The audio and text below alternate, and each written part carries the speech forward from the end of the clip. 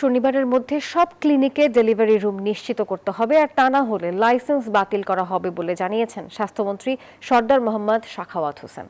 সকালে রাজধানীর বিজয়নগরের এক অনুষ্ঠানে এসব কথা বলেছেন তিনি। মন্ত্রী বলেন, প্রতিটি প্রসূতি মায়ের নিরাপদ মাতৃত্ব নিশ্চিত করতে সব বেসরকারি ক্লিনিক এবং হাসপাতালে মানসম্মত লেবার রুম থাকা অত্যন্ত জরুরি।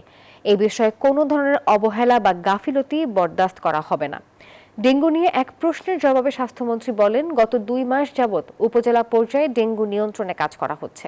ডেঙ্গু রোগীদের চিকিৎসায় স্যালাইনের সংকট নেই। স্বাস্থ্য সেবাকে গ্রামে গঞ্জে পৌঁছে দেওয়া যে প্রতিশ্রুতি আমাদের নির্বাচনী ইশতেহার, যেটা মাননীয় প্রধানমন্ত্রী পাবলিক হেলথ কেয়ার, সকলের যে স্বাস্থ্য সেবা প্রদান করা, কাউকে বিনা চিকিৎসা মরতে না দেওয়া, এই যে কনসেপ্ট, এটাকে বাস্তবায়িত করার লক্ষ্যে 1 লক্ষ স্বাস্থ্যকর্মী নিয়োগের ঘোষণা দিয়েছেন, যার মধ্যে 80,000 মেয়ে, যার মধ্যে ম্যাক্সিমাম হবে মিডওয়াইফ।